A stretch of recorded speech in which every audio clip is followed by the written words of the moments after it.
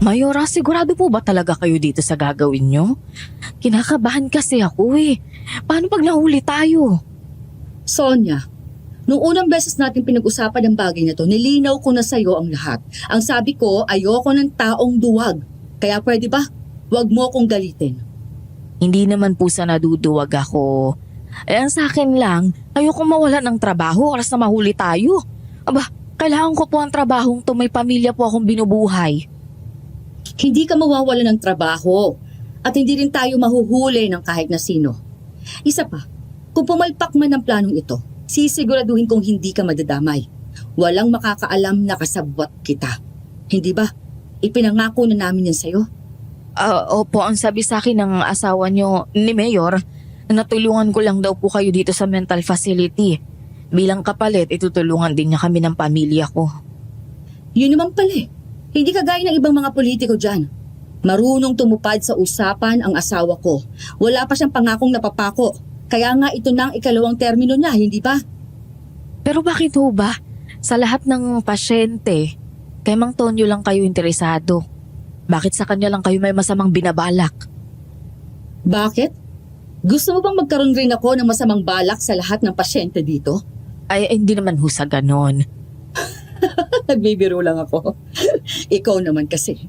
Masyado kang nervyosa. Alam mo, mas mabuti pang bumalik na lang tayo sa trabaho. Baka may makarinig pa sa atin dito eh. Sino yon? O tingnan mo, halugugin mo ang buong library kung kinakailangan. Mayora, Doc, yan ang itawag mo sa akin kapag nandito tayo. Bakit ba palagi mo yung nakakalimutan? Nagtatanga-tangahan ka lang ba o sadyang hindi ka talaga marunong mag-isip? pasensya na ho, Doc. Oh, sige na. Gawin mo na kaagad ang ipinag-uutos ko, ha? Siguraduhin mong walang makakaalam ng sikreto natin. Magandang araw po sa lahat ng mga listeners ng Aswang Radio. Tawagin niyo na lang po akong Bart, 28 years old at nakatira sa Parañaque. Lumaki ako sa piling ng aking lolo't lola mula nung maaga akong naulila sa mga magulang. Isa po akong nurse sa isang mental facility at eto ang napili kong propesyon dahil na-inspire ako sa dating trabaho ni Lolo Francis noong binata pa siya. Isa rin po siyang nurse sa isang maliit at secluded na mental facility sa isang probinsyang hindi ko na lang po papangalanan. Ni hindi po ako sigurado kung nag-i-exist pa ito ngayon. Kaya mas mabuting itago ko na lang ang pangalan nito at kung saan ito located. Pero ayon sa kwento ni Lolo, sikreto ang lugar na ito dahil dito naka-admit ang mga kamag-anak ng mga mayayaman at maimpluwensyang tao na may problema sa pag-iisip. Ito raw ay upang makasigurong mananatiling lihim ang bagay na to at hindi masisira ang reputasyon ng kanilang pamilya. Tahimik at mapayapa naman daw ang lugar na yon kahit papano. Hanggang sa dumating si Doktora Belinda, ang misteryosang doktora na bumago sa takbo ng buhay ng facility nila. Magandang gabi po, Doc. Pauwi na po ba kayo? Mukhang ginabi po kayo ngayon ah. Magandang gabi rin sa'yo. Francis, tama ba? Pasensya ka na ha, mahina ako pagdating sa pag-alala ng mga pangalan. Tama po kayo, Francis nga po. Oo, medyo ginabi ako ngayon. May mga inasikaso lang. Hindi po ba si Mang Tonyo lang ang pasyente nyo? May development po ba sa kanya kaya po kayo naging busy? Wala naman, mas pinag-aaralan ko lang ang kondisyon niya. At kung meron mang development, alam mo, hindi ko yan pwedeng i-discuss ng basta-basta na lang sa kahit na sino. Confidential ang medical information ng mga pasyente natin. Dapat alam mo yan bilang isang nurse. Opo. Pasensya na po sa pagtatanong. Walang problema. Naiintindihan naman kita.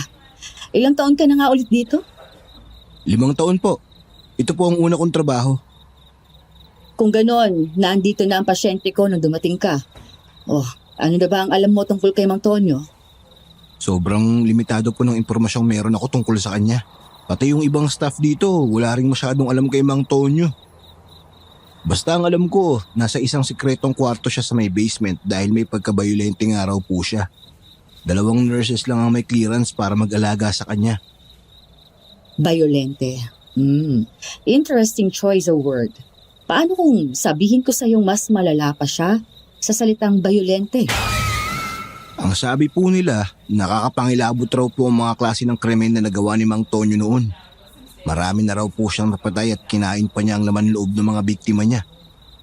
At ang mas masaklap, ginawa niyang dekorasyon sa bahay ang ilan sa mga parte ng katawan at buto ng mga taong pinaslang niya. Tama ka. Marami naman ang nakakaalam ng kwento niya, lalo na ang mga matatanda sa bayang ito. Kilalang kilala nila si Mang Tonyo. Ang sabi raw po nila, aswang si Mang Tonyo. Imbes na raw na dalhin dito sa mental facility. Dapat raw matagal na itong pinaslang. Naniniwala ka ba sa kanila? Ewan ko po, hindi ako sigurado. Mahirap naman pong manghusga ng hindi nakakasigurado, di ba? Huwag mo nang masyadong pansinin ng mga chismis. 1975 na, hindi na uso ngayon ang mga aswang. Hindi nakapagsalita si Lolo. Gusto raw sana niyang sabihin na wala sa taon ang paniniwala sa mga aswang. Dahil siya mismo, nasaksihan niya kung paano pinaslang ng isang aswang ang kanyang ama. Isang gabi, sinundo niya ang kanyang tatay mula sa inuman. Nagkakatuwaan silang dalawa noon habang naglalakad pa uwi. Mapagbiro raw kasi talaga ito at bentang-benta sa kanya ang mga jokes nito. Hanggang sa bigla na lang lumabas mula sa madilim na kakahuyan ang isang nakakatakot na nilalang. Kulay itim ang balat nito. Mayayabong ang buhok sa katawan. Matalim ang mga mata ng nilalang. May pangil at mahahabang kuko. Hindi niya makakalimutan kung paano nito inatake ang kanyang tatay at nilapa ng buhay. Oh, bakit parang lumilipad yung isip mo? Wala po. Pasensya na. Baka pagod lang ako.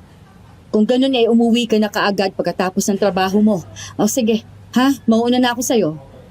Ingat po sa pag-uwi. Ikaw rin. Doktora Belinda, ano ba talagang sikreto mo? Kagaya rin ba kita na naging biktima ni Mang Tonyo? Anong binabalak mo sa kanya? O anak, kumain ka na. Ginabi ka na naman sa trabaho. Mukhang masarap ang ulam natin ngayon Nagutom tuloy ako bigla. Kumain kang mabuti, kailangan mo yan. Sinadya ko talagang magluto ng mga masusustansyang pagkain dahil palagi kang puyat sa trabaho. Salamat, Nay. Anak, hindi ba talaga pwedeng maghanap ka na lang ng ibang trabaho? Nay, Pwede naman tayong lumipat na lang sa Maynila. Di hamak naman na mas marami namang oportunidad para sa'yo doon. Nay, alam mo namang hindi lang to tungkol sa oportunidad, di ba? May rason kung bakit ito ang napili kong trabaho. Oo, alam ko. Dahil malakas ang kutob mo na si Mang Tonyo ang pumatay sa tatay mo. Pero anak, ikaw na mismo ang nagsabi. Kakaiba ang itsura ng aswang na yon.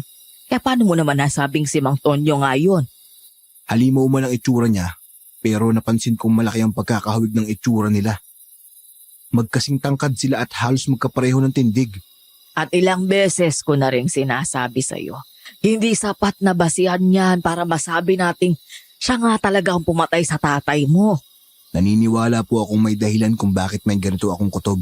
Isa pa, marami ng mga tao dito sa bahay natin ang nabiktima ni Mang Tonyo. Kaya hindi malayong siya rin ang pumatay kay tatay. Sadyang mayaman lang talaga siya, kaya't hindi niya nagawang pagbayaran ng mga kasalanan niya. Nag-iisang kapatid siya ng isang mayamang asyendero. Kaya ang sabi nila sa mga tao, hindi siya aswang, kundi may sakit sa pag-iisip. Sinabi lang nila yon para hindi masira ang reputasyon ng kapatid niya. Pero ang totoo niyan, nilagay nila sa isang sikretong kwarto si Mang Tonyo sa basement ng mental facility. Malakas ang kutob ko na binayaran nila ang may-ari nito upang itago ang katotohanan. Anong malay natin? Baka may mga tao rin silang pinapatay upang ipakain sa halimaw na yon, doon mismo sa loob ng kwarto niya. Ay, Diyos ko, kinikilabutan ako sa mga sinasabi mo, anak. Kung totoo nga yan, mas lalo akong nag-aalala para sa'yo. Nilalagay mo sa tsak na kapahamakan ng sarili mo. Kailangan ko po itong gawin, Nay. Namatay si tatay nang walang kalaban-laban. Wala akong nagawa para iligtas siya dahil mabilis siyang hinila ng aswang patungo sa kakahuyan. Naalala ko, kaya ka nakatakbo para humingi ng tulong. Pero huli na ang lahat ng dumating yung mga kapitbahay natin.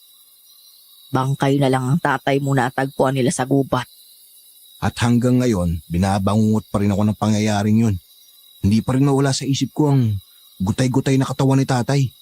At ang hirap tanggapin na wala man lang akong nagawa para iligtas siya. Hindi mo kasalanan ang nangyari, anak. Hindi ko na nga siya nailigtas. Hindi ko pa nabigyan ng hustisya ang pagkawala niya. Ginawaan natin ang lahat ng makakaya natin para mahanap ang may sala at panagutin ito. Ilang taon din nating sinikap na makamit ang hustisya. Pero wala. At sigurado naman ako naiintindihan tayo ng tatay mo.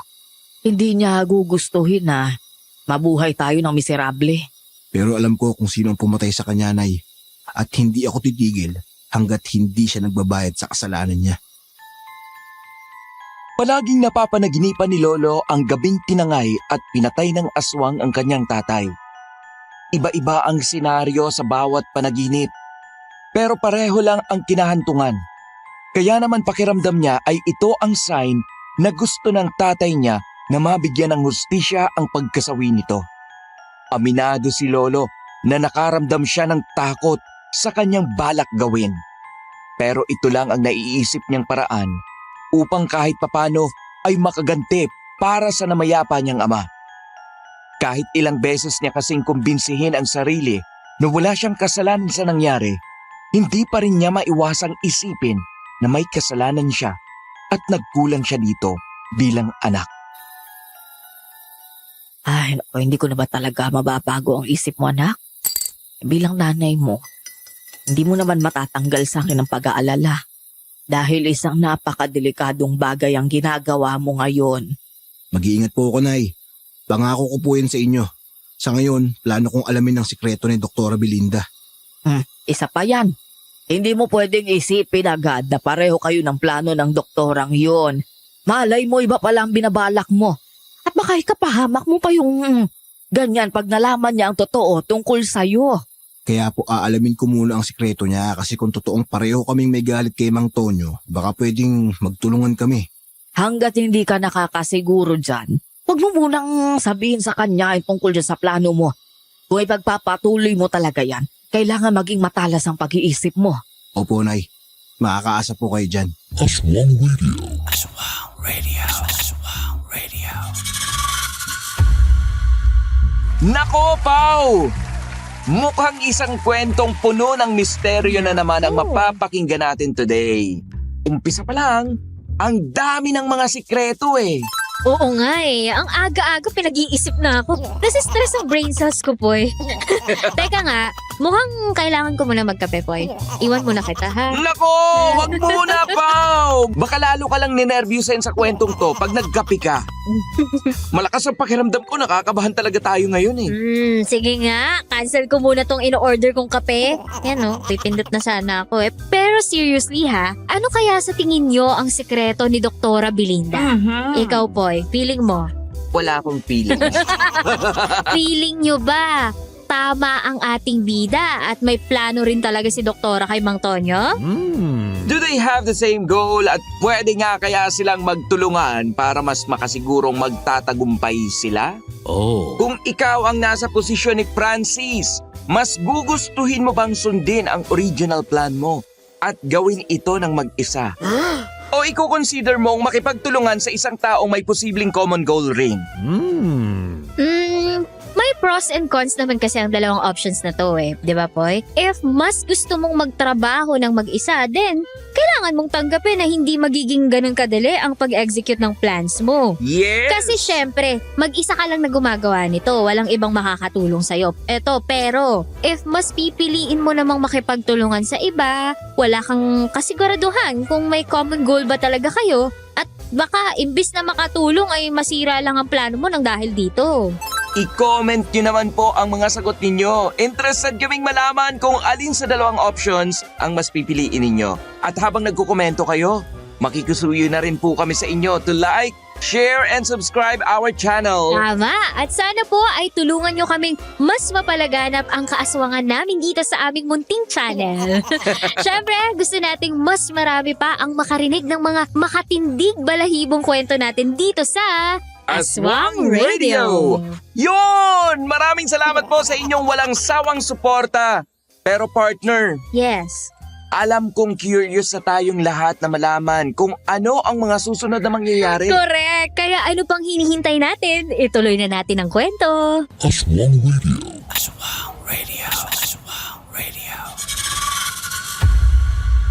May ginagawa ka ba? Wala naman po, Nurse Sonia. Kakatapos ko lang po painumin ng gamot ngayong umaga ang mga pasyente ko. Mabuti. Sumunod ka sa akin. Kailangan kitang kausapin. Tungkol po saan? Basta.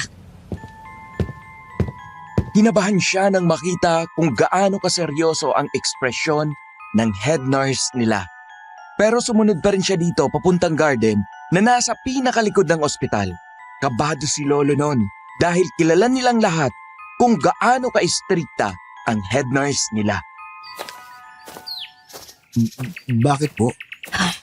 Nahuli kita kahapon na nakikinig sa usapan namin ni Doktora Belinda. Po? Huwag kang magsinungaling dahil nakita kitang nagtatago sa loob ng library. Pasensya na po. Hindi ko naman po talaga sinasadyang makinig. Nasa loob po talaga ako ng library noon dahil may hinahanap akong libro. Tapos bigla kayong pumasok at nag-usap. Hindi niyo po yata napansin na may ibang tao sa loob. At nung narinig ko ang usapan niyo, kinabahan ako na baka magalit kayo pag nalaman niyong narinig ko ang pinag-uusapan niyo. Kaya po ako nagtago. Huwag kang mag-alala. Hindi kita isusumbong kay doktora. Alam ko rin hindi mo sinasadya yun. Matagal ka na rin nagtatrabaho dito kaya kahit papaano, kilala na kita. Alam kong hindi ka tsismoso. Salamat po. Hindi ko na kailangang sabihin to, pero sasabihin ko pa rin para makasigurong hindi mo ito makakalimutan. Francis, walang pwedeng makaalam ng mga narinig mo. Maliwanag ba? Opo. Seryosong bagay ito na maaaring makalikha ng gulo sa ospital natin pag kumalat. Naiintindihan mo ba? At hindi mo gugustuhin magalit sa'yo si doktora. Mabait siya sa mga taong mabuti sa kanya. Pero pag nagkasala ka sa kanya, ay nako, hindi ko na alam kung anong pwede niyang magawa sa'yo. Tumayo ang balahibo niya sa narinig na babala. Hindi kasi siya makapaniwala na delikadong tao pala si Doktora Belinda. Nung unang dating pa lang kasi nito sa ospital, ay marami na sa kanila ang magaan ng loob dito. Palagi kasi itong nakangiti at nakikipag-usap pa sa mga staff. Mahilig rin itong makipagbiruan sa kanila at nanlilibre pa ng pagkain. Pero siguro nga'y lahat ng tao ay may tinatagong sekreto. Siguro hindi pa talaga nila lubusang nakikilala si Doktora. Kaya wala naman sigurong mawawala sa kanya kung makikinig siya sa babala ng head nurse nila. Makakaasa po kayong wala akong ibang pagsasabihan ng mga narinig ko. Aasahan kita dyan, Francis. Pero nagtataka lang po ako kung bakit niyo po siya tinatawag na Mayora. Huwag ka nang magtanong. Mas makakabuti para sa'yo na wala ka ng gaanong nalalaman. Ang ospital na to ay puno ng sikreto at misteryo. Kaya gawin mo na lang ang trabaho mo. Huwag mo nang alamin ang mga bagay na wala ka namang kinalaman. Naiintindihan mo? At maniwala ka, ito ang magliligtas sa'yo mula sa kahit na anong kapahamakan. Opo, pasensya na po. Totoong maraming misteryong tinatago ang lugar na pinagtatrabahuhan ni Lolo. Sa katunayan, may pinirmahan pa nga silang kontrata noon na bawal nilang sabihin sa ibang tao ang mga nangyayari sa mental facility. Bukod sa confidential ito, galing rin sa mga mayayaman at maimpluwensyang pamilya ang mga pasyente nila. Pero hindi interesado si Lolo sa buhay ng iba. Kay Mang Tonyo lang talaga siya may pakialam. Ano nangyari? Nasaksak ng isa sa mga pasyente natin si Raul. Po? Hindi ba't si Kuya Raul ang nurse ni Mang Tonyo? Silang dalawa lang ni Nurse Sonia ang may clearance na mag-alaga sa kanya. Hindi nga namin siya nakakausap at halos hindi rin namin siya nakikita. Tama ang iniisip mo. Si Mang Tonyo ang nakasaksak sa kanya. Paano po yung nangyari? Ang tagal na niyang inaalagaan si Mang Tonyo. Alam na niya kung paano iingatan ang sarili niya dahil kilalang kilala na niya to bilang pasyente. Kailangan mong maintindihan na walang kasiguraduhan sa trabaho natin. Hindi natin mahuhulaan ang takbo ng isip ng mga pasyente natin at kung ano mga posible nilang gagawin. Alam naman natin na hindi pangkaraniwan ang kondisyon ni Mang Tonyo. Bayolente siya. Kaya nga malayo sa ibang mga pasyente ang kwarto niya, hindi ba? Nakakalungkot ang nangyari ngayon. Pero hindi talaga ito may iwasan. Doktora, kailangan na siguro nating maghanap ng ipapalit kay Raul bilang kasama natin sa pag-aalaga kay Mang Tonyo. Oo, kakausapin ko bukas na bukas sa mga boss natin. Ako po, pwede po ako. Sigurado ka ba dyan?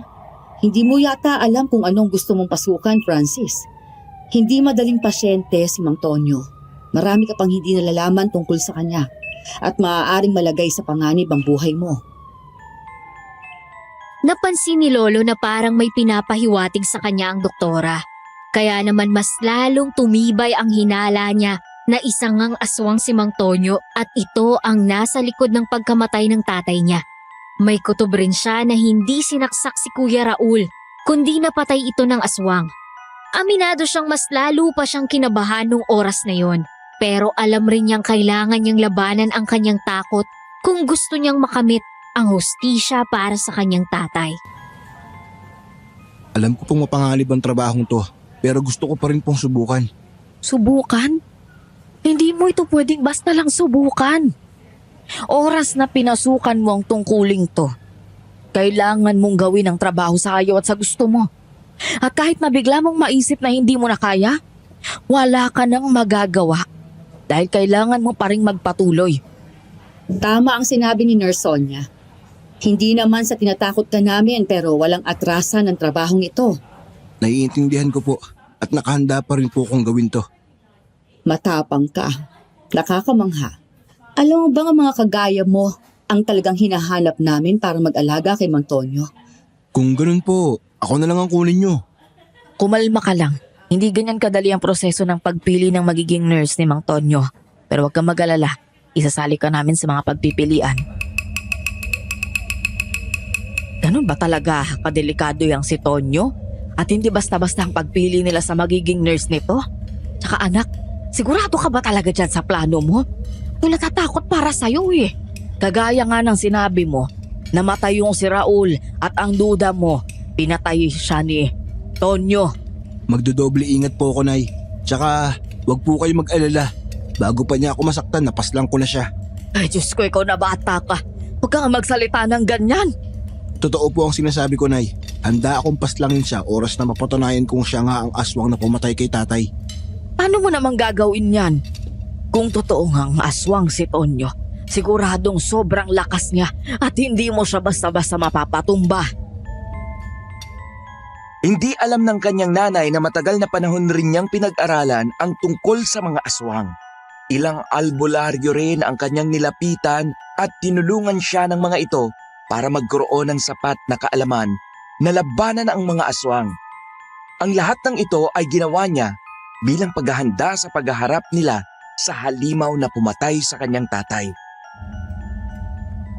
Pinaghandaan ko po itong mabuti.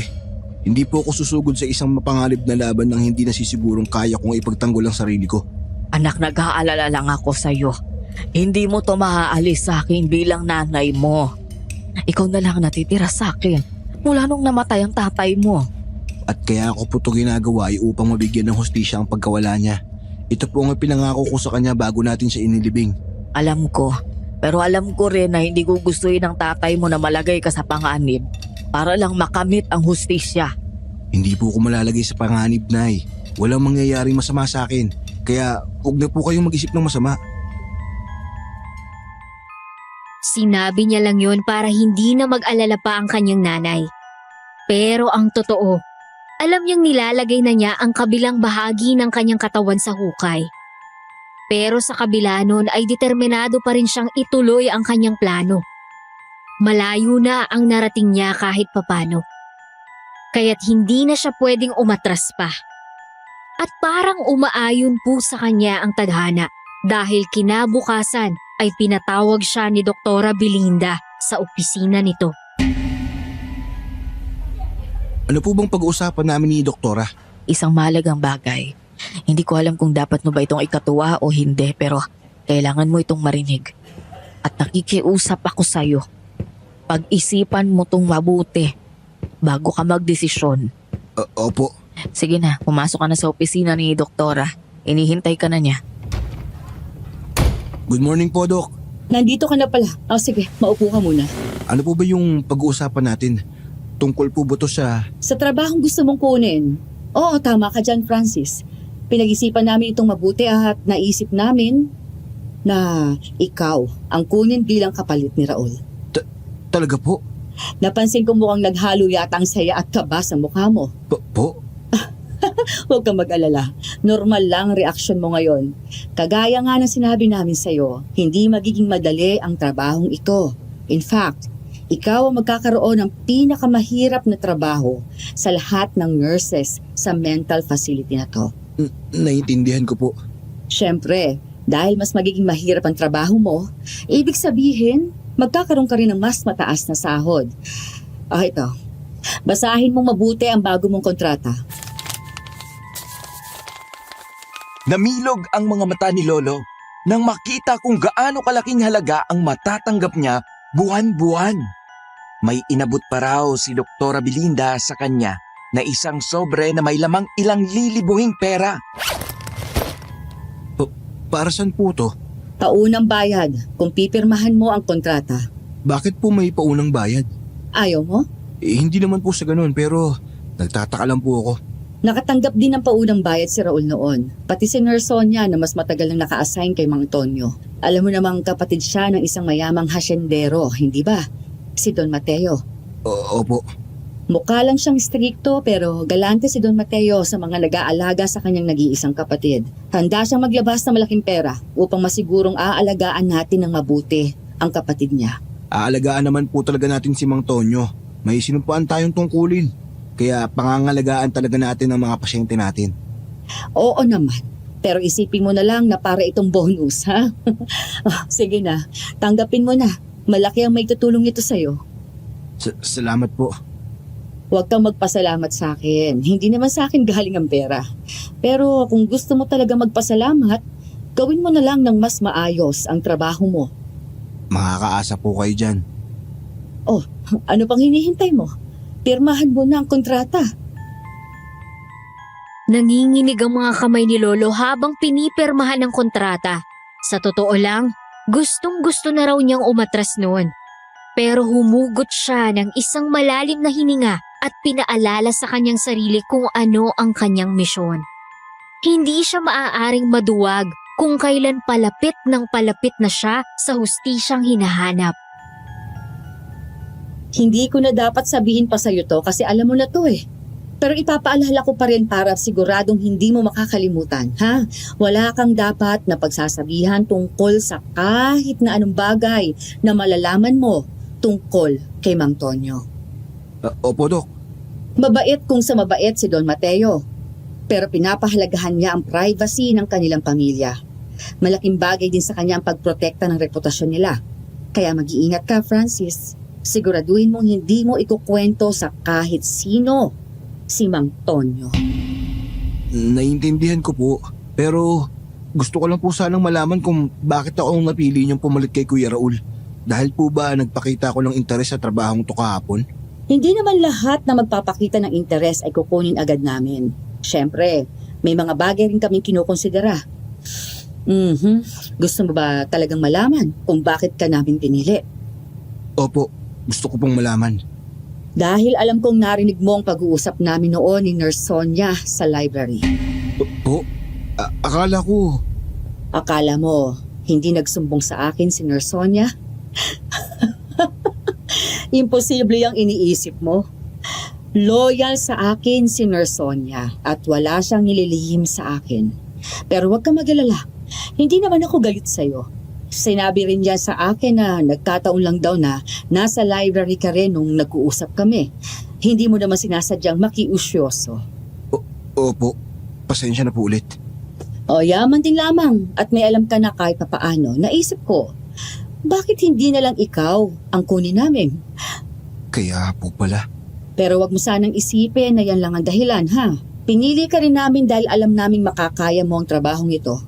Maganda ang performance mo sa trabaho sa mga nakalipas na tao. Isa ka sa mga pinagkakatiwalaang nurses dito. Alam rin naming matatag ka at malakas ang iyong loob. Salamat po. Hindi naman lingid sa kaalaman namin na kinatatakutan ng mga nurse dito si Mang Tonyo. Halos hindi nga nila ito pinag-uusapan eh. At sa totoo lang, hindi ko rin sila masisisi. Nakakatakot naman talaga ang pasyente natin. Totoo po ba ang mga kwento-kwento na... Naaswang si Mang Tonyo? Opo. Ikaw, naniniwala ka ba sa aswang? Opo. May naniniwala pa rin pala sa mga aswang. Hindi po ba kayo naniniwala sa mga aswang? Bakit? May karanasan ka na ba sa kanila? Pinatay ng isang aswang ang tatay ko. Nung una ay nakangiti si doktora at para bang binibiro siya dahil naniniwala siya sa aswang. Pero nagbago kaagad ang ekspresyon nito nang marinig ang kanyang sinabi. Bakas ang gulat at lungkot sa mukha nito. Ano nangyari? Sinundo ko nun si tatay mula sa inuman nila ng mga kumpare niya. Naglalakad kami nun sa dilim. Nagtatawanan. Binibiro ko siya na mabilis na siyang malasing kasi bukod sa hindi na siya sanay uminom ay tumatanda na rin siya. Hanggang sa bigla kaming hinarang ng isang mabangis na nilalang. Isang aswang. Sinubukan itong labanan ni tatay pero wala siyang nagawa nang bigla na lang siyang hilahin ng aswang patungo sa madilim na kakahuyan. Diyos ko. Humingi ako ng tulong sa mga kapitbahay. Pinuntahan namin siya sa kakahuyan. Umaasa kaming maliligtas pa namin si tatay pero bangkay na lang niya ang naabutan namin. Wakwak ang katawan niya at halos wala nang natira sa kanyang lamang loob. Napansin ni Lolo na parang tutulo na ang kanyang luha. Kaya naman huminga siya ng malalim upang pakalmahin ang sarili bago pa siya maiyak sa harap ng doktora. Kapansin-pansin naman na naawa ito sa kanya dahil sa kanyang kwento. Walang puso ang halimaw na gumawa nun sa tatay mo. At ang masaklap, ni hindi ko man lang nabigyan ng hustisya ang pagkawala ni tatay. Nakita ko mismo sa mga mata ko ang nangyari. Pero wala rin ako nagawa upang iligtas siya. Hindi mo kasalanan yun. Kaya wag na wag mo sisisihin ang sarili mo. Yan din po ang sinasabi sa akin ni nanay. Paulit-ulit ko rin po sinasabi sa sarili ko na hindi ko kasalanan yun. Pero hanggang ngayon, hindi ko pa rin maalis sa isip ko na kailangan kong makamit ng hustisya para kay tatay. Paano mo naman gagawin yun? Natigilan si Lolo. Hindi niya pwedeng sabihin dito na alam niyang aswang si Mang Tonyo at gaganti siya dito. Pag nalaman ni Doktora Belinda ang kanyang plano, ay mawawalan siya ng trabaho at hindi na talaga niya makakamit ang hustisya para sa tatay niya. Hindi ko pa po alam. Pero darating ang araw na magkakaroon rin ako ng pagkakataong makamit ang hustisya. Ipagdarasal ko yan, Francis. Pero sa ngayon, pag-usapan muna natin ang bago mong trabaho. Sige po. Handa ka na bang makilala ang bago mong pasyente? Opo. Huwag kang matakot. Kaya mo to. Ni sa hinagap ay hindi niya inakalang darating ang araw na makakapunta siya sa kwarto ni Mang Tonyo. Nasa basement po ito ng facility at binabantayan ng mga gwardya. Sobrang secured raw po doon. Marami silang dinaanang mga pinto at talagang mga authorized person lang ang makakapasok doon. Kung napapansin mo, maraming gwardiya dito. Lahat sila binayaran ni Don Mateo para bantayan ang kapatid niya. Ang yaman pala talaga ni Don Mateo. Ay nako, hindi ata nauubos ang pera ng isang yun. Sa bagay, napakarami naman niyang negosyo. Kaya natural lang na sobrang yaman niya talaga. Shh! Nurse Sonia, hindi tamang pinag-usapan natin ang buhay ng kamag-anak ng pasyente natin. Ay, mas pasensya na ho, Doc. Naglalakad sila sa isang may kadilimang hallway. Napalunok si Lolo sa kanyang sariling laway at hindi niya naiwasang kabahan. Sa wakas kasi ay makakaharap na niya ang halimaw na pinaghihinalaan niyang pumatay sa kanyang tatay. Pagkalipas ng ilang sandali, ay narating na rin nila ang pinakadulong bahagi ng basement. May isang malaking pinto doon na gawa sa bakal. Binuksan ito ng gwardya at pinapasok silang tatlo. Ito si Mang Tonyo. Nagpapahinga pa siya ngayon. Kakainom lang kasi niya ng gamot kaya tulog siya. Hindi po pala siya ginagapos o pinupusasan? Pag umaga, hindi. Pero hapon pa lang, kailangan mo na siyang igapos para pagdating ng gabi, hindi siya makatakas. Po? Tuwing gabi ba nagwawala siya? Oo. Pero huwag kang mag-alala dahil ako lang naman at yung mga gwardiya yung nandito tuwing gabi. Umaga hanggang hapon lang ang trabaho mo. Kaya bago ka umuwi, siguruhin mong nakagapos na si Mang Tonyo. Naintindihan? Ano po bang nangyayari sa kanya tuwing gabi? Tsaka may dahilan po ba kung sa gabi lang siya nagwawala? Bakit? Mas gusto mo bang oras-oras siyang nagwawala? Po? Hindi naman po sa ganun. Nagbibiro lang si Nurse Sonia. May dahilan bakit sa gabi lang nagwawala ang pasyente natin at kung bakit kailangan natin siyang igapos. Pero masyado pang maaga para malaman mo mga bagay na to. Sa ngayon, mas importanteng malaman mo muna ang mga bagay na kailangan mong gawin bilang nurse niya. Pinagmasdan niya ang matandang lalaki na mahimbing na natutulog. Halos butot balat na ito. Maputla ang balat dahil hindi na ito naiinitan ng araw. At sobrang lalim ng paghinga nito habang natutulog. Sa unang tingin, kung hindi mo mapapansing humihinga ito, ay baka raw isipin mong isa na itong bangkay. Maraming tanong ang gumugulo sa isip ni Lolo nung oras na yon. Bakit ganon ang kondisyon ni Mang Tonyo sa loob ng facility kung mayaman naman ang kapatid nito? Bakit nangangayayat ito? Mukhang imbis na mapabuti ay nakasama pa yata dito ang pananatili doon. Pero hindi niya lang magawang itanong ang mga ito dahil baka magalit sa kanya sina Doktora Belinda at Nurse Sonia. Doktora Belinda, Nurse Sonia, sino yung kasama nyo? Mang Tonyo, ito po si Francis. Siya po ang papalit kay Raul. Si Raul.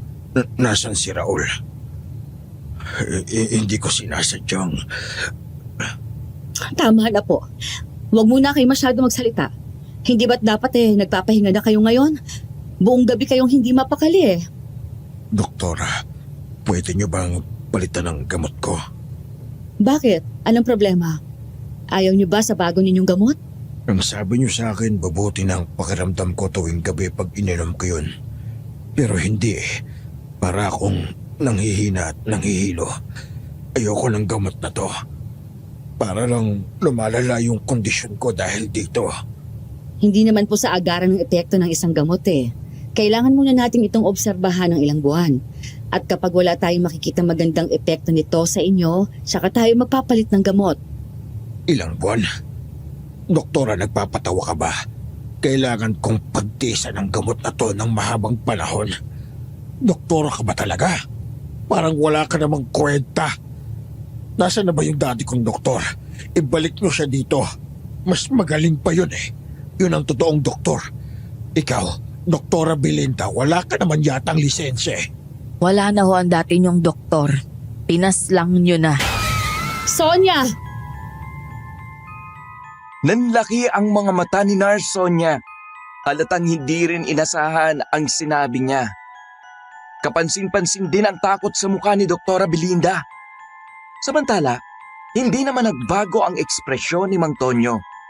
Hindi pa rin ito mapakali. Iritado at galit na galit.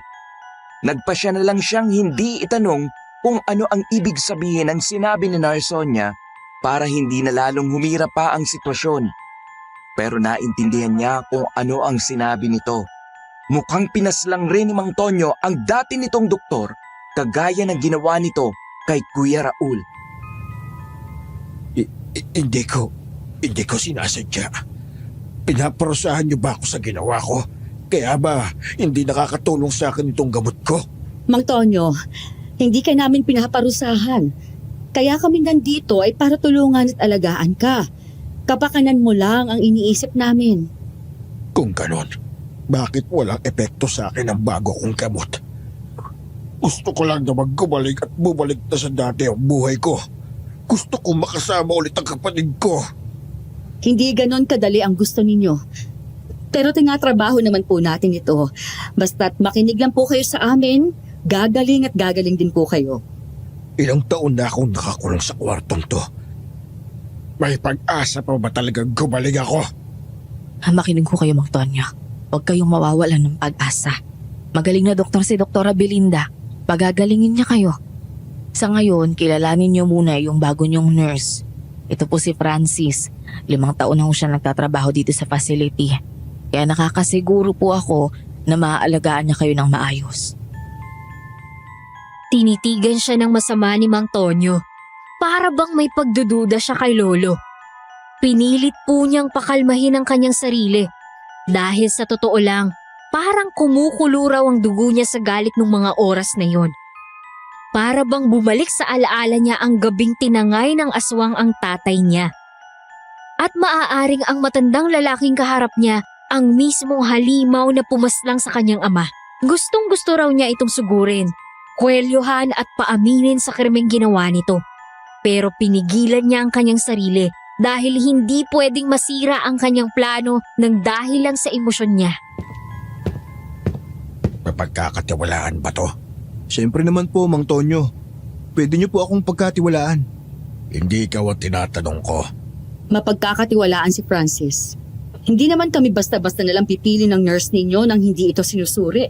Kaya makakaasa kayong gagawin ni Francis ng mabuti ang trabaho niya. Pangako ko po yan sa inyo, Mang Tonyo. Aalagaan ko po kayo sa abot ng makakaya ko. Kaya sana po ay magkasundo tayo. Hindi natin kailangan magkasundo. Pinatulog na nila ulit si Mang Tonyo. Pagkatapos ay lumabas na sila sa kwarto nito. Ipapaliwanag raw kasi ni Doktora sa kanya ang lahat ng mga gamot na ipapainom niya kay Mang Tonyo. Pati rin ang mga pagkaing pwede nitong kainin ay ituturo rin ito sa kanya. Pagpasensyahan mo na si Mang Tonyo, ha? Ganun lang talaga siyang magsalita sa kahit na sino. Huwag mo na lang masyadong dibdibin. Ayos lang po. Naiintindihan ko naman po siya. Kagaya ng paulit-ulit namin sinasabi sa'yo, hindi magiging madali ang trabahong ito. Sa pagkuha mo pa lang sa tiwala ng pasyente mo, mahihirapan ka na.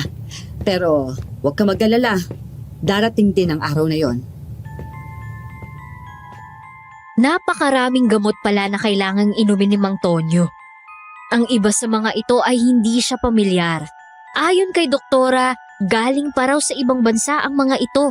Gusto sanang itanong ni Lolo kung legal ba ang paggamit ng mga ito sa bansa natin. Pero hindi na lang niya itinuloy. Pero mas nagtaka po siya nang iabot ni Doktora Belinda sa kanya ang isang crucifix. Para saan po ito? Isuot mo ang crucifix na yan, ikwintas mo, at wag na wag mong huhubarin, lalo na kapag kaharap mo si Mang Tonyo. Ito ang magsisilbi mong proteksyon. Proteksyon? Bakit ko naman po kailangan ng proteksyon? Totoong may sakit sa pag-iisip si Mang Tonyo. Kaya nga siya ipinasok dito eh. Pero totoo rin na isa siyang aswang. Po? Hindi ko alam ang kabuuan ng kanyang kwento, kagaya nung kung paano siya naging aswang. Pero kailangan mong malaman na isa siyang halimaw. Kung ganun, totoo pala ang mga kwentong narinig ko. Hindi ko alam kung ang lahat ng ito ay totoo. O baka gawa-gawa na lang ang iba sa mga ito. Pero isang bagay ang sigurado ako. Delikado si Mang Tonyo at kaya niyang kumitil ng buhay. Pinatay po ba niya ang dati niyang doktor at pati na si Kuya Raul? May mga panahon na bigla-bigla siyang nagiging aswang.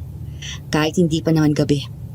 Hindi siguro nila inasahan ang pangyayaring yun kaya nung pumasok sila sa kwarto ni Mang Tonyo, bigla na lang silang sinugod nito.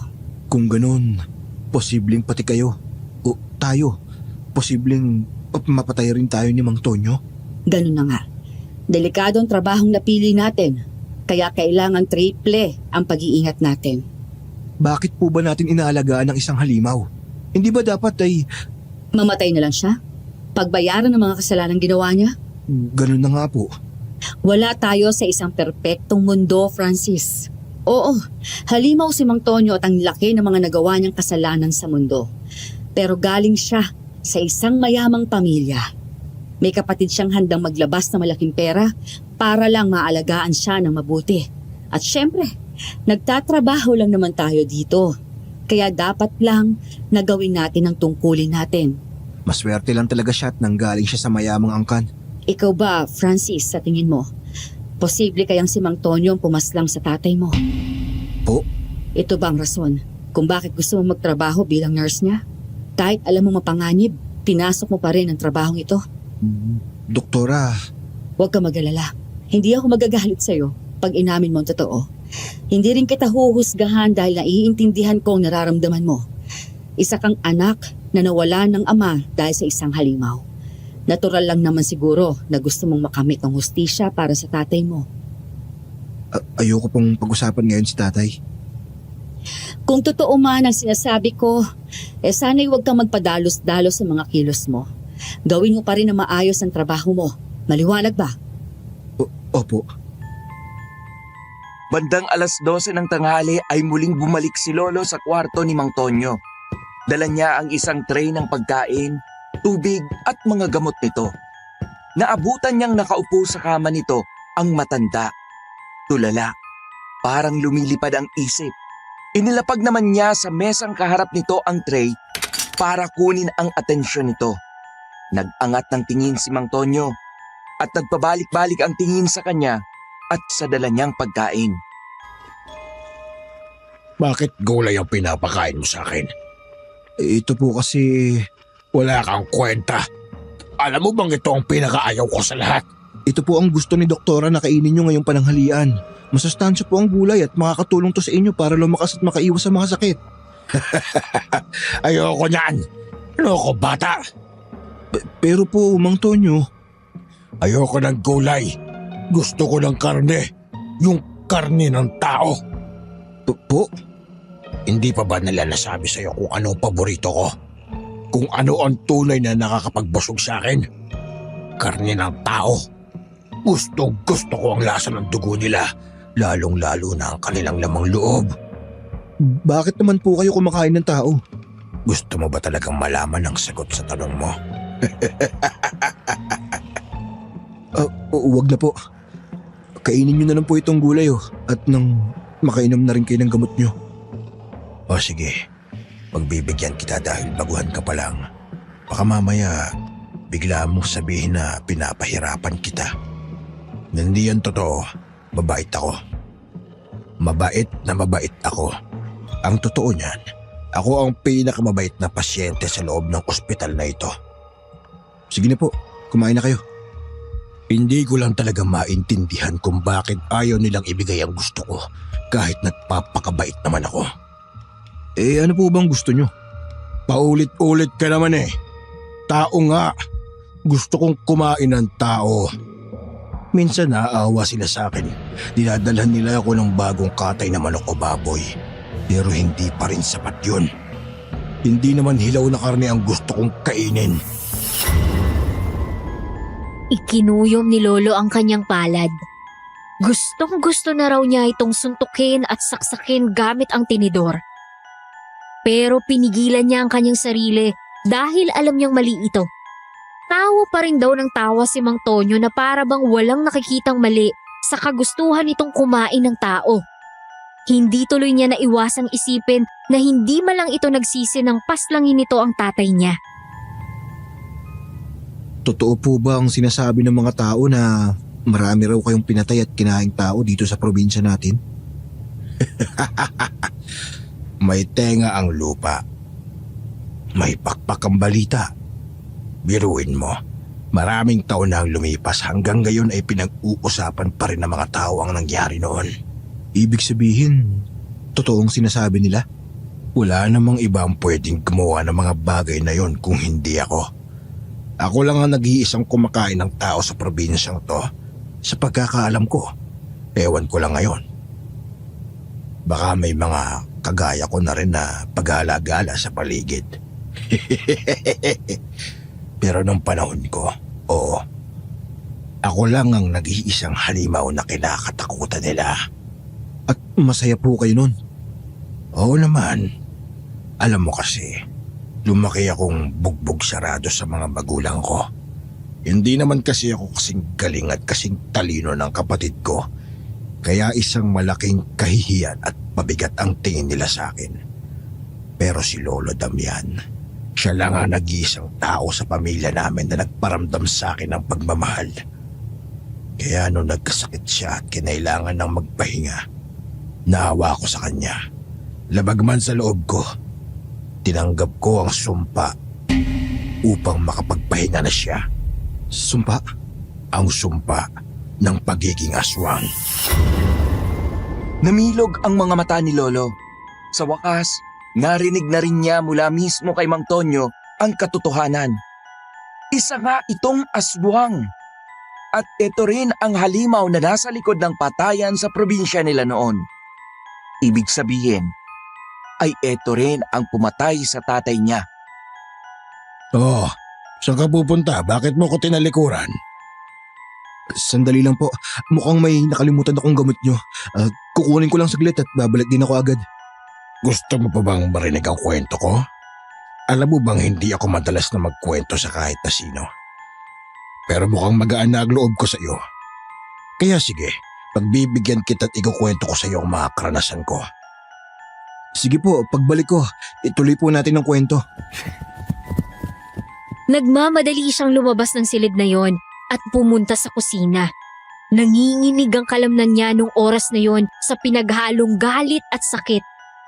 Tutulo na ang luha niya pero pinigilan niya ito dahil baka magtaka ang mga gwardya. Huminga siya ng malalim at sinimulang gawin ang kanyang plano. Kumuha siya ng isang baso ng tubig at kinuha mula sa kanyang bulsa ang isang maliit na bote.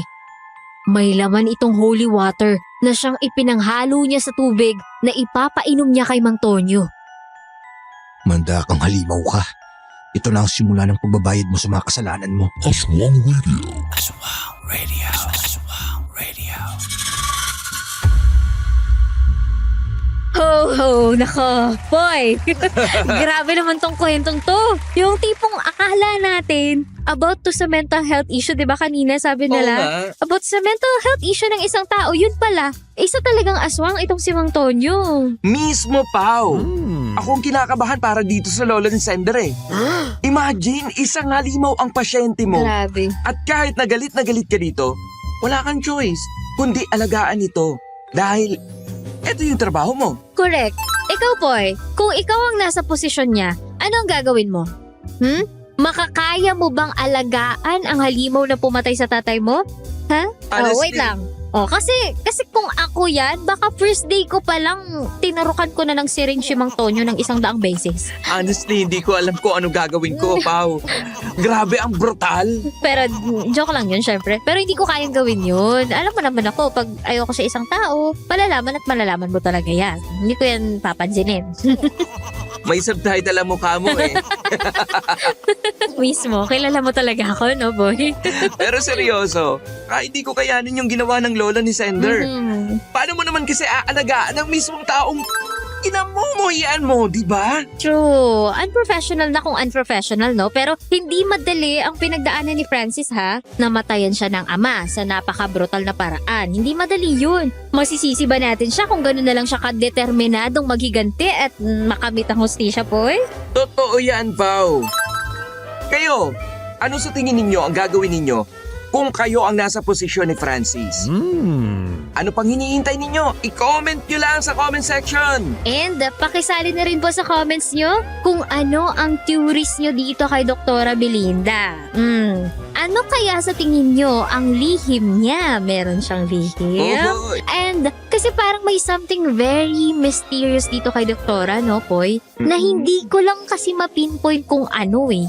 Isa ba siyang kalaban? O kakampi ba siya? Ano ba? Yan ang aalamin natin sa susunod na bahagi ng kwento. Kaya what are we waiting for? Pakinggan na natin ang susunod na mangyayari. Aswang Radio. Aswang Radio. Aswang Radio. Bumalik si Lolo sa kwarto ni Mang Tonyo, dala ang baso ng tubig na hinaluan niya ng holy water. Tiyak na manghihina ito pagkatapos inumin yun. At kung siswertehin siya, baka ito pa mismo ang ikamatay ng halimaw. Pero bago pa man siya makabalik sa kwarto, ay bigla na lang siyang pinigilan ni Doktora Belinda. Dok, bakit po?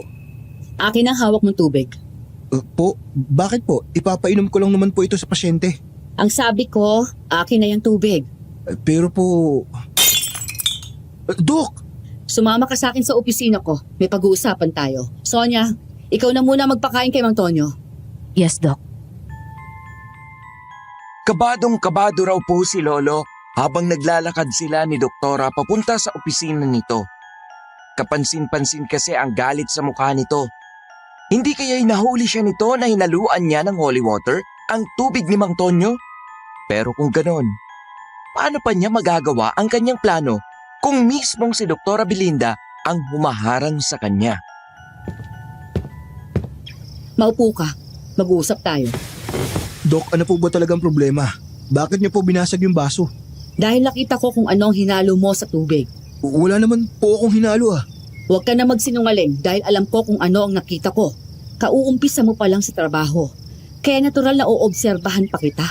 Hindi mo man lang ba naisip na pwede kitang mahuli? Pasensya na po. Nadala lang po ako ng emosyon ko, Dok. Inamin po kasi ni Mang Tonyo sa akin na siya nga ang aswang na nasa likod ng mga patayan dito sa probinsya noon. At dahil sa galit mo, nagpasya kang magpadalos-dalos na lang sa kilos mo? Siya nga ang pumatay sa tatay ko. Tama ang hinala ko, Doktora. Masama bang gusto kong makamit ang hustisya? Gusto ko lang namang pagbayaran ni Mang Tonyo ang kasalanan niya.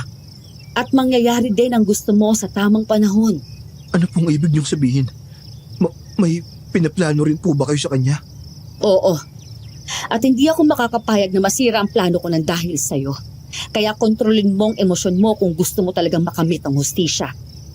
Ano pong plano niyo? May kasalanan na rin po ba si Mang Tonyo sa inyo? May dahilan kung bakit ako nandito. Oo, tama ka. May kasalanan rin siya sa akin. Siya ang pumatay sa lalaking mahal ko at sa anak namin. Ano? Isang manunugis ng aswang ang asawa ko. Ito nang nakagisnan niya mula pa nung bata pa siya. Lahat ng kaalaman niya itinuro sa kanya ng namayapa niyang lolo at ama. Nung panahon yon, bagong aswang lang si Mang Tonyo at umabot siya sa mga karatig probinsya upang maghanap ng mga mabibiktima. Hindi lang pala siya dito sa probinsya namin nakapaminsala. Tama ka. Hindi lang dito. Mas marami pa siyang nabiktima sa ibang lugar. Marami pang mga kagaya mong naulila ng dahil sa kasamaan niya. Isang gabi, masama ang pakiramdam noon ng asawa ko. Inaalagaan namin siya ng 7 taong gulang naming anak.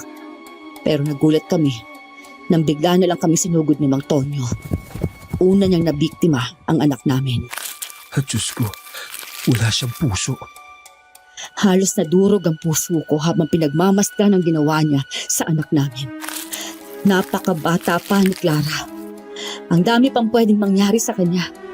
Punong-puno siya ng pangarap, pero ang lahat ng ito nasira dahil sa isang aswang na gutom sa laman ng tao. Wala talaga siyang pinipili. Kahit sino papaslangin niya upang makakain. Dahil nangihina ang asawa ko, halos wala siyang nagawa upang ipaglaban ang anak namin. Ni hindi niya nagawang habulin si Mang Tonyo nang tumakbo ito dalang laman loob ng anak namin. Mula noon, nasira na ang pamilya namin. Sinisisi ko siya sa nangyari dahil para sa akin, kung hindi niya itinuloy ang pagiging manunugis, hindi rin kami susugurin ni Mang Tonyo. Samantala, masyado namang itinuon ng asawa kong atensyon niya sa paghihiganti. Halos hindi na raw nag-uusap ang mag-asawa. Kanya-kanya ang naging paraan nila sa pagluluksa. Noong panahong yon ay walang pakialam si Belinda sa ibang bagay kundi ang nararamdaman niyang sakit. Hanggang sa hindi niya namalayang unti-unti na rin palang nasisira ang buhay ng kanyang asawa. Isang gabi, pinuntahan siya sa bahay ng mga kasamahan nitong manunugis ng aswang. Mag-isa raw na sumugod ang asawa niya sa hasyenda kung saan nakatira si Mang Tonyo. Kaarawan yon ng anak namin. Nadala ang asawa ko ng kanyang emosyon. Kaya hindi na siya nag-isip at sumugod sa hasyenda. Pero hindi niya napaghandaan ang lakas ng aswang. Ang buong akala niya ay magagawa niya itong talunin, pero nagkamali siya sa bagay nito. Nagawa siyang paslangin ni Mang Tonyo nang walang kahirap-hirap. Ano pong nangyari sa inyo pagkatapos nun? Paano kayo naging doktor? 2 taon pagkatapos mamatay ng asawa at anak ko. Nakilala ko naman ang asawa ko ngayon. Isa pa siyang konsehal nung panahon na yon. Sinabi ko sa kanya mga pinagdaanan ko at hiningi kong tulong niya upang makaganti. Alam ko kasing hindi ako makakakilos ng basta-basta kung wala akong pera at impluensya. Tama po kayo. Protektado si Mang Tonyo ng kayamanan ng hasindero niyang kapatid. Mas mahirap siyang pabagsakin dahil dito. Suportado naman ako ng asawa ko. Kaya nung naging alkalde siya ng kabilang probinsya, kinaibigan niya si Don Mateo at nakipagsosyo sa negosyo nito. Ako naman ay mas pinagtibay ko ang aking imahe bilang asawa ng alkalde. Mayora ang tawag nila sa akin at marami akong mga naging kaibigan. Isa na dito si Don Mateo. Parte ba ng plano mo ang pakikipagkaibigan sa kanya? Oo. Pinaniwala ko sa kanya na kakampi niya ang isang makapangyarihang mayora. Sa tulong ng asawa ko, pineke namin ng mga dokumento at nagawa naming paniwalain si Don Mateo na isa akong doktora. Ang sabi ko sa kanya, hindi ako isang tradisyonal na doktor na may kakayahan akong paghaluin ng siyensya at ang mga herbal na pamamaraan upang matulungan ang kanyang kapatid. Kaya naging doktor kayo ni Mang Tonyo. Kung ganun, totoong sinasabi niyang hindi nakakatulong sa kanyang mga gamot na pinapainom niyo sa kanya? Tama ka. Hinahaluan ko ng mga pangontra sa aswang ang gamot niya. Napakatanga naman kasi nilang dalawa ni Don Mateo. Talagang naniniwala silang kaya kong gamutin ang pagiging aswang ni Mang Tonyo. Mga hangal. Habang buhay nang makukulong sa itim na kapangyarihan ang halimaw na yun. At sisiguraduhin kong hindi na magtatagal ang buhay niya. Papaslangin niyo po siya? Oo, pero pahihirapan ko muna siya. Masyadong madali kung tatapusin ko agad ang buhay niya. Gusto kong maramdaman muna niya ang sakit na naramdaman ko nang dahil sa kanya. At kung maaari, triple ang sakit na ipaparamdam ko sa kanya. Gusto ko pong sumali sa plano niyo, Doktora. Nakikiusap po ako sa inyo. Tulungan niyo po ako. Hindi ako matatahimik hanggat hindi ko na ipaghihiganti si tatay. O sige, isasama kita sa gagawin ko. Pero kailangan mong mangako sa akin na hindi ka na ulit magpapadala sa emosyon mo. Tandaan mong isa yung kahinaan, Francis. At hindi ko hahayaan ang kahinaan mo ang sisira sa planong ilang taon kong pinaghandaan. Pangako po, hindi po ako makakasagabal sa plano niyo at tutulong po ako sa abot ng makakaya ko. Mabuti naman at nagkakaintindihan tayo. Ngayon, ang gusto ko ipagpatuloy mo ang trabaho mo. Umakto ka na parang wala ka nararamdamang galit kay Mang Tonyo. Kailan po natin siya? Habaan mo pa ang pasensya mo. Hindi pa itong tamang panahon. Sa ngayon, unti-unti nang pinapahina ng mga gamot ang katawan ni Mang Tonyo.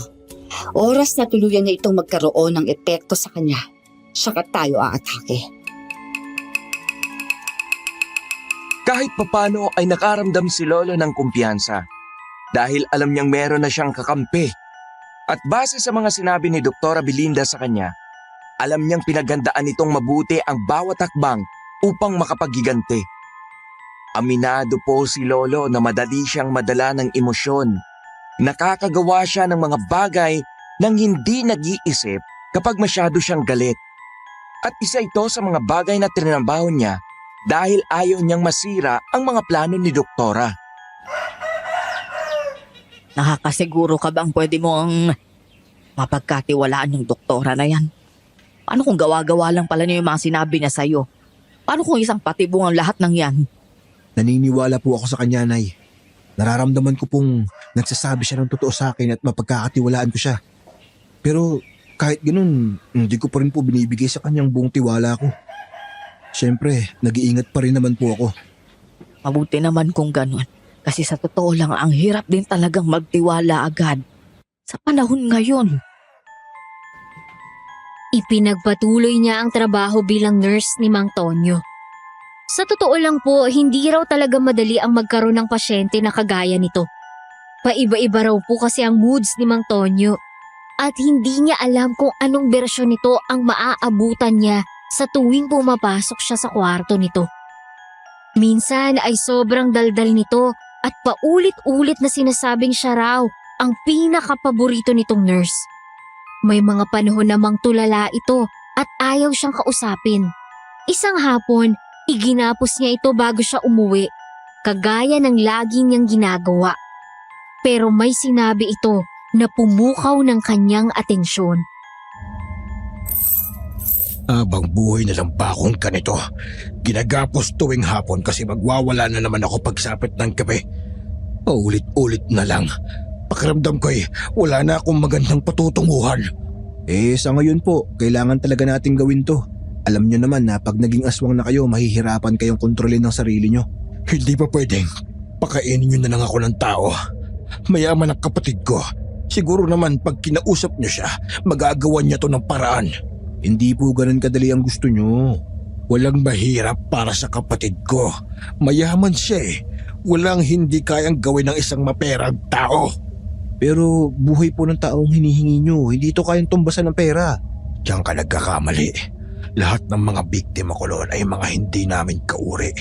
Mga mahihirap, mga trabahador, mga taong wala sa kalingkingan ng kayamanan ng kapatid ko. At dahil wala rin namang kwenta ang mga buhay nila, naisip kong pakinabangan na lang sila. Nabusog naman ako sa mga lamang loob nila, di nagkaroon sila ng silbi sa mundo. Sa pagkakataong ito ay hindi na napigilan ni Lolo ang kanyang emosyon. Galit na galit niyang hinaklit ang kwelyo ng matanda, bagay na ikinagulat nito. Anong sabi mo? Kalma ka lang. Bakit galit na galit ka? Wala na nga ba talagang puso ang mga aswang na katulad mo? Ni hindi ka man lang ba nagsisisi sa lahat ng kasalanang nagawa mo? Naisip mo man lang ba yung mga mahal sa buhay ng mga taong pinaslang mo? Sa tingin mo, may pakialam pa ako sa kanila? Sa dami ng pinagdadaanan ko, sila pa ba ang iisipin ko? Isa akong aswang. Siyempre, ang iniisip ko lang ay kung paano bubusugin ang kumakalam kong sikmura. Napakasama mo. Walang nagturo sa akin kung paano maging aswang. Nung naging halimaw ako, wala akong alam kung paano ko kukontrolin ang sarili ko. Sa tingin mo ba ginusto kong lahat ng to? Napilitan lang din ako. Walang kahit na sinong tao ang may gustong maging isang aswang. Nabitiwan niya ito dahil sa kanyang narinig. Hindi kasi niya inasahan ang sinabi ni Mang Tonyo. At alam niya na kung pakikinggan niya ito ay mas maiintindihan niya kung saan ito nanggaling. Anong ibig mong sabihin? Nakipagsundo ang pamilya namin sa demonyo kapalit ng kayamanan at kapangyarihan. Bawat henerasyon sa pamilya namin ay kailangang mag-alay ng isang aswang. Kaming dalawa ng kapatid kong si Mateo ang pinagpilian noon. At dahil ako ang mas mahina, ako ang napili nilang gawing alay. Hindi na rin ako nakatanggi, lalo na't ang lolo ko mismo ang nakiusap. At sa lahat ng kamag-anak ko, siya lang naman ang nagmamalasakit sa akin. Ang sabi naman ng mga magulang namin, mas mabuti pang maging aswang ako para kahit papano ay maging malakas ako at magkaroon ng silbi sa aming angkan. Si Don Mateo, alam niyang lahat ng to, di ba? Oo, malamang. Alam na alam niya. Siguro ay maswerte lang ako kahit papano dahil mahal ako ng kapatid ko. Nakonsensya siya nung nalaman niyang ako ang ginawang alay ng pamilya namin. Kaya naman nangako siyang poprotektahan niya ako sa abot ng kanyang makakaya. Kaya nagawa mong takasan ang lahat ng kasalanan mo. Gamit ang pera ay nagawaan niyong palabasin na may sakit ka sa pag-iisip. Kahit ang totoo naman ay isa kang kampo ng demonyo. Tama lang naman na gawin niya ang lahat para protektahan ako. Bukod sa ayaw niyang masira ang reputasyon ng pamilya namin, ako rin ang rason kung bakit patuloy pa rin siyang binibiyayaan ng demonyo. Sa puntong yon ay narealize ni Lolo na biktima lang din si Mang Tonyo ng isang mapait at komplikadong sitwasyon. Tama naman ang sinabi nito. Sino ba ang taong gustong maging halimaw? Wala naman sigurong may gustong magkaroon ng ganong kadilim na buhay. Pero sa kabila ng mga narealize niya, hindi pa rin nagbago ang isip niya na pagbayaring si Mang Tonyo. Pamilya kayo ng mga demonyo. Teka, bakit ba parang galit na galit ka sa akin? Huwag mong sabihin, isa ka rin sa mga nawalan ng mahal sa buhay nang dahil sa akin. Tiningnan siya nito ng may pagdududa. Hindi nakasagot si Lolo at parang binuhusan ng yelo sa tanong nito. Kabadong-kabado siya dahil mukhang nakompromiso ang plano ni Doktora Belinda nang dahil sa kanya. Pinangako pa naman niya dito na hindi siya magpapadala sa kanyang emosyon. Bakit hindi ka makasagot? Totoo ba ang sinabi ko? May personal ka bang galit sa akin? Wala akong pakialam sa sinasabi mo. Hindi mo may kakailangang katotohanan dahil kitang-kita ko sa mukha mo na ninenervyos ka. Anong akala mo sa akin, tatanga-tanga? Ramdam ko ang takot mo. Ang mabuti pa, umamin ka na lang. Nagpapanggap kang nurse ko para gumanti sa akin. Ano? Paano ka gaganti? Anong naiisip mong paraan para talunin ako? Tumahimik ka. Sabi nang wala akong alam sa sinasabi mo eh. Hangal ka kung sa tingin mo'y magagawa mong talunan ng isang halimaw na katulad ko. Wala kang laban sa lakas ko. Mabuti na lang daw at naitali na ni Lolo noon si Mang Tonyo. Napansin daw po kasi niya na unti-unting tumalim ang mga mata nito. Nag-umpisa ring humaba ang maiitim nitong kuko. Bumukas ang bibig ni Mang Tonyo kaya't malinaw rin niyang nakita ang mahahaba nitong pangil. Laking gulat niya sa nangyari dahil ang alam niya'y hindi pa ito magiging aswang hanggat may araw pa. Papaslangin kita! Huwag ka nang magtaka. Hindi lang siya sa gabi nagiging aswang. Kaya rin niya magpalit ng anyo pag nasa isang matinding emosyon siya, kagaya ng sobrang galit. At ito na nga ang nangyayari ngayon. Doktora, patawarin niyo po ako. Nadala ko ng emosyon ko. At ilang beses ko nang sinabi sa iyong hindi ka maaari magpadala sa nararamdaman mo. Nakita mo na ang nangyari ngayon, ha? Ano pong gagawin natin? Isasagawa na natin ang huling bahagi ng plano. Napatingin siya sa hawak nitong syringe. Sa kabila ng nangyayari ay kalmado pa rin daw tingnan si Doktora. Para bang hindi man lang ito nakaramdam ng kahit konting takot. Inabot naman ito sa kanya ang isang lalagyan ng holy water. Buhusan mo siya nitong benditadong tubig. Magdasal ka. Po, hindi ko po alam kung paano. Para po ba itong eksorsismo? Basta't magdasal ka lang sa paraang alam mo. Maririnig at maririnig ka ng Diyos kapag ginawa mo ito ng buong puso. Magkasabwat kayo! Francis, makinig ka mabuti sa amin. Magdasal ka. At huwag na huwag kang titigil hanggat hindi ko sinasabi na iintindihan mo. Opo. Huwag kang magpapadala sa takot mo. Isang demonyong makakalaban natin ngayon. Malakas siya at hindi basta-basta magpapatalo. Pero ginagawa natin to para makamit ang hustisya. Kaya tatagan mong loob mo. Mga hangal, hindi niyo ako matatalo! Biglang nagpatay-sindi ang ilaw kasabay ng malakas na pag-angil ng aswang. Bumigat ang hangin sa paligid habang sinusubukan ni Mang Tonyo na makawala mula sa pagkakagapos. Habang tumatagal ay parang mas tumitindi lang ang galit na nararamdaman ng halimaw. Taksil ka, Doktora Belinda! Pinaniwala mo kung kakampi kita. Yun pala'y mas masama ka rin binabalak. Sa tingin mo ba talaga, habang buhay mong matatakasan ang mga ginawa mong kasalanan? Oo, dahil malakas ako. Makapangyarihan. Sa tingin niyo ba'y matatalo niyo ako? Nagkakamali kayo. Wala kayong palama sa lakas ko. Tingnan natin. Kalmado itong nilapitan ng doktora at walang ano-ano'y tinurok ang syringe sa kanang braso ng halimaw. Napansin niya ang mabilis na pamumutla nito at parang biglang nanghina. Sa kabila naman ng panginginig ng mga kamay ni Lolo ay hinawakan pa rin niya ng maigi ang holy water. Nag-umpisa siyang magdasal ng taimtim at ibinuhos ang tubig sa katawan ni Mang Tonyo. Tumigil ka! Tama na! Huwag kang makinig sa kanya. Ipagpatuloy mo ang ginagawa mo. Panginoon, huwag niyo pong hayaang magwagi ang puwersa ng kadiliman. Tulungan niyo po kaming pagbayarin ng halimaw na to sa kanyang mga kasalanan. Gabayan niyo po kami nang sa gayon ay tuluyan ng masunog ang kaluluwa niya sa impyerno. Nasusunog ang balat ni Mang Tonyo sa bawat pagsaboy niya dito ng holy water. At aaminin ni Lolo na masarap sa pakiramdam na makitang naghihirap ang halimaw na kumitil sa buhay ng kanyang ama. Pero hindi pa yun sapat bilang kabayaran. At mukhang pareho sila ng naiisip ni Doktora Belinda. Mula sa dala nitong bag ay inalabas nito ang isang buntot pagi. Ang tagal kong hinintay ang pagkakataong ito, Mang Tonyo. Alam kong hindi mo ginusto na maging isang aswang. Pero alam ko ring wala kang nararamdamang pagsisisi sa mga kasalanan na gawa mo. Wala akong pinagsisisihan. Ginawa ko lang kung anong dapat kong gawin para mabuhay. Nag-umpisa si Doktora Belinda na latiguhin si Mang Tonyo gamit ang buntot pagi. Sinabayan naman ito ni Lolo sa pagsaboy ng holy water.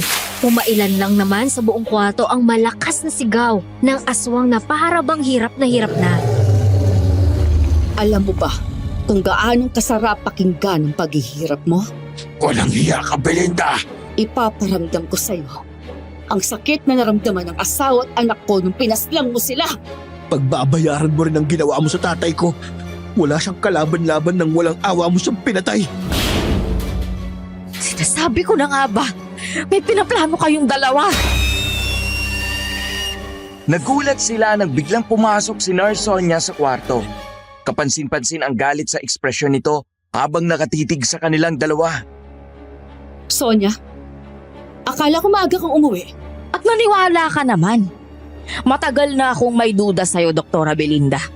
Hindi ko lang talaga malaman kung bakit gano'n na lang ang galit mo kay Mang Tonyo. Ngayon ay alam ko na ang rason mo. Anong ibig sabihin nito? Pinaslang niya pala ang mag-ama mo. Kaya gusto mong maghigante. Kahanga-hanga rin naman ang galing, tapang at talino mo. Ilang taon mo ring pinlano ang lahat ng to? Hindi kayo magkakampi ni Doktora? Magkakampi? Pinaniwala ko lang siya na sunod-sunuran niya ako. Pero ang totoo niyan, si Don Mateo talaga ang amo ko. At narito ako para protektahan ang kapatid niya mula sa mga mapanghas na tulad ninyo. Traitor ka, Sonia! Biglang tumalim ang mga mata ni Nurse Sonia at nagkulay putik ang balat. Nagkaroon rin na ito ng mahahabang pangil at matutulis na kuko. Nagkatinginan sina Lolo at Doktora Belinda. Parehong hindi inaasahan na isa rin palang aswang si Nurse Sonia. Tapusin mo na ang buhay ng mga walang kwentang tao na yan, Sonia! Hindi ako nagpakahirap na ilang taon para lang matalo ng mga halimaw na tulad ninyo. Doktora, paano natin lalabanan si Nurse Sonia? Hindi siya nakagapos gaya ni Mang Tonyo. Kayang-kaya niya tayong labanan. Huwag ka mag-alala. Handa akong harapin siya. Ako nang bahala sa traidor na babaeng ito. Ikaw naman ang bahala kay Mang Tonyo. Po? Hindi ito ang tamang panahon para matakot at manghina. Francis, tapangan mong sarili mo. Hindi na hinintay pa ni Doktora ang sagot niya. Mabilis itong sumugod sa direksyon ng aswang na si Nurse Sonia at nilatigo ito gamit ang buntot pagi. Hindi naman basta-bastang nagpatalo ang halimaw dahil nagagawa nitong umiwas sa pag-atake ni Doktora. Sinubukan nitong abutin si Doktora Belinda upang sugatan gamit ang matutulis nitong kuko. Pero mabilis niyang naiwasan ang atake at sinagot ito ng isang matinding hampas ng buntot pagi sa tagiliran. Tatapusin na kita, Ral! Pinagkatiwalaan kita. Yun pala, isa kang traidor. At alam mong pinakaayaw ko sa lahat ay mga traidor. Kaya pagbabayaran mo ito, Sonia! Samantala, sa kabila ng ingay ng laban ay lumuhod si Lolo Francis at pinagpatuloy ang pagdarasal. Hawak niya sa kanang kamay ang bote ng holy water at paulit-ulit itong sinaboy kay Mang Tonyo. Panginoon, tulungan niyo po kami. Naway, tuluyan niyo ng puksain ang puwersa ng kadiliman.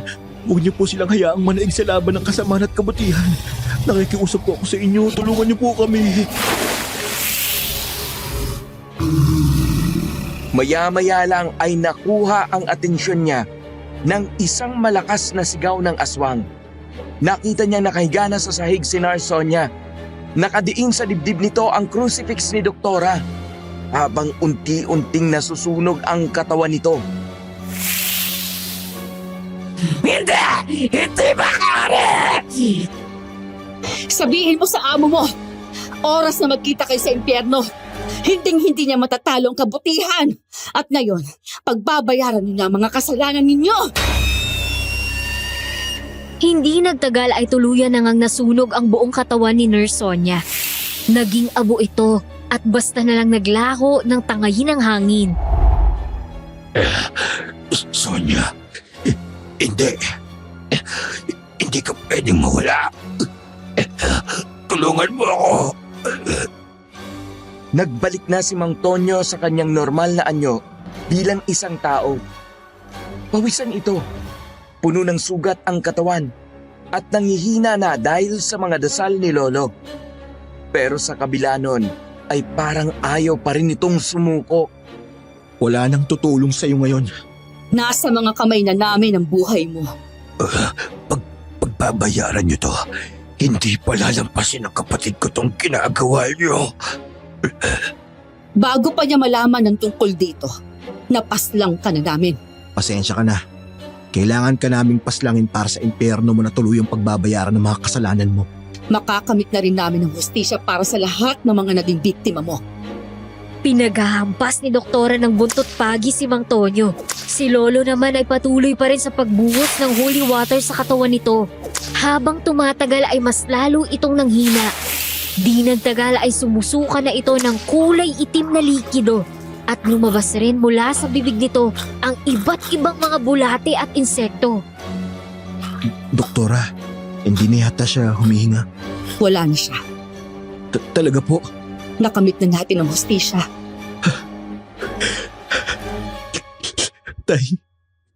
Tatay, napagbayad ko na po ang aswang na pumaslang sa inyo.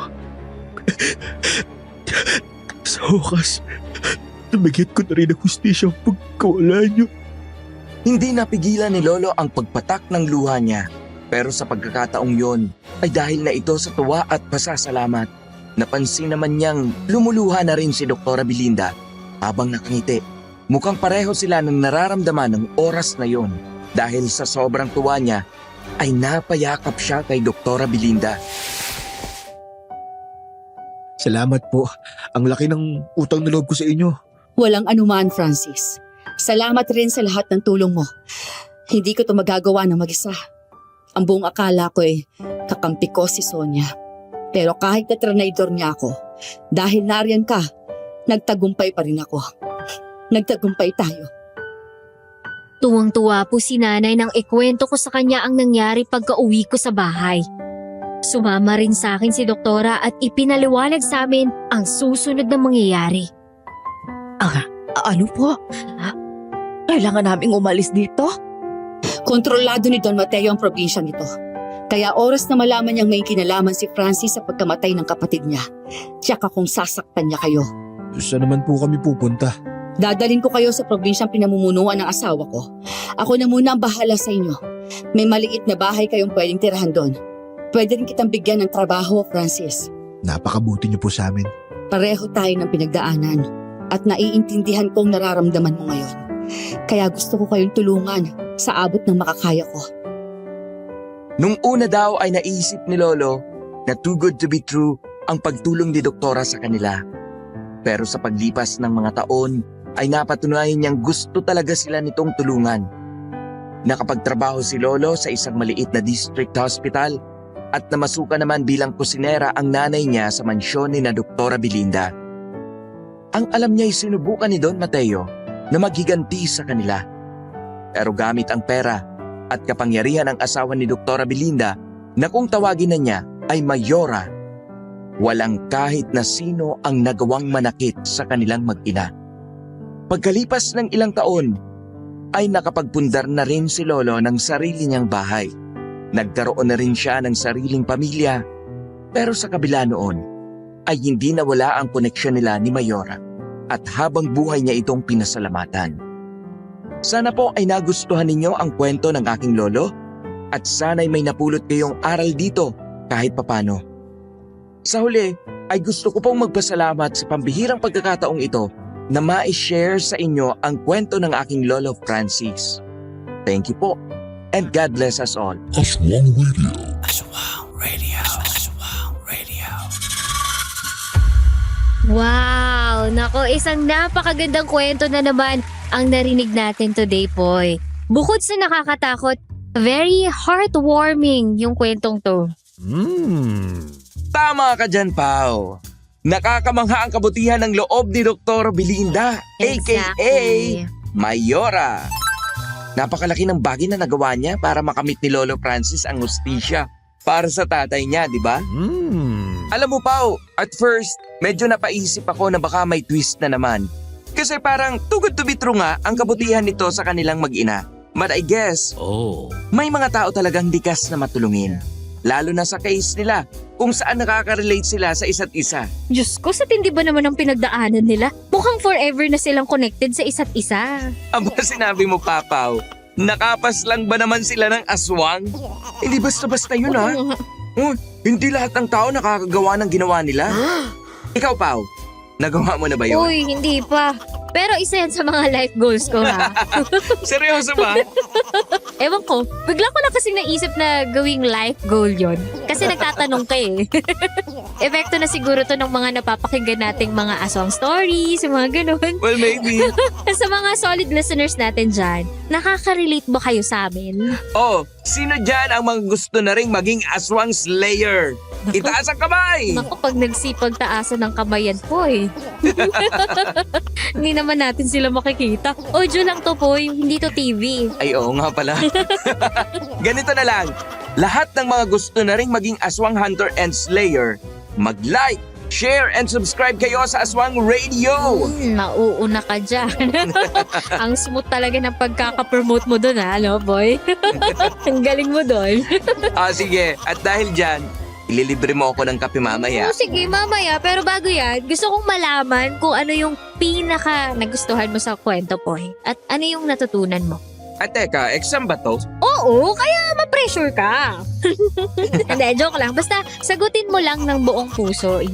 Charot. Seriously, Alin?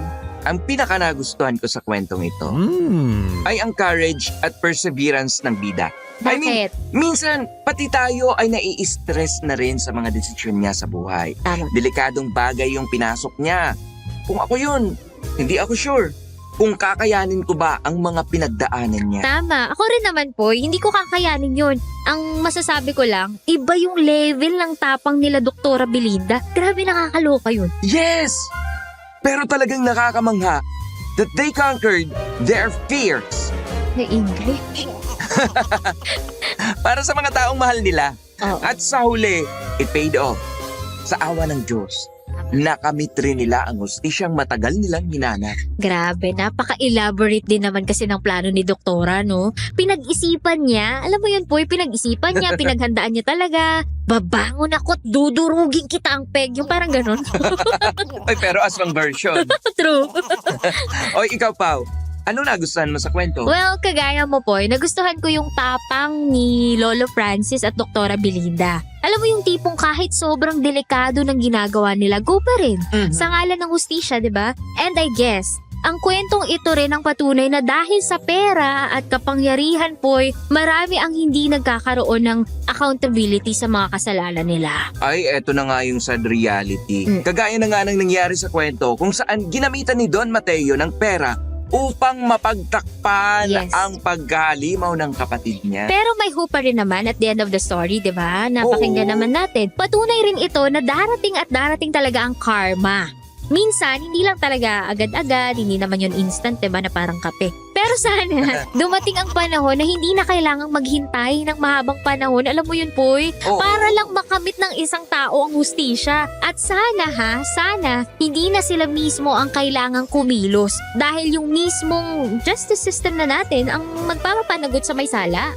Sadly, hindi palaging ganyan ang Yun na nga nangyayari. yun. Kung minsan kasi, Pao, nabibili talaga ng pera ang batas. Nako. Nakakalungkot lang isipin. Pero wag tayong mawala ng pag-asa ha, dahil naniniwala akong magkakaroon rin ng pagbabago balang araw. Kaya, makiba ka. Huwag matakot. O kaya mga solid naming listeners, ano ang natutunan ninyo sa kwentong ito? Tara na! Magkita-kits na tayo sa comment section at pag-usapan natin ang kwentong napakinggan natin ngayon. At bago natin tapusin ang ating kwentuhan today, gusto po ulit namin kayong pasalamatan sa walang sawang pakikinig sa bawat kwentong nilalabas namin. Nakakataba po kasi ng puso ang inyong suporta sa aming munting channel. Tama po ang sinabi ni Pao. Sobrang grateful po kami sa inyong support. Bawat like at comment ninyo ay talaga namang nagpapamotivate sa amin na patuloy pang maghandog sa inyo ng mga istoryang hindi lang nakakatakot, kundi kapupulutan rin ng aral. Kahit ngayong comments nila po Ako po si Paula na nagsasabing hindi ako nangangain. Maliban na lang kung ikaw ang uulamin. Ako naman si Popoy na nagsasabing pwede mo akong gawing midnight snack. Pero dapat ako ang unang kakagat. At ito ang Aswang Radio. Aswang Radio.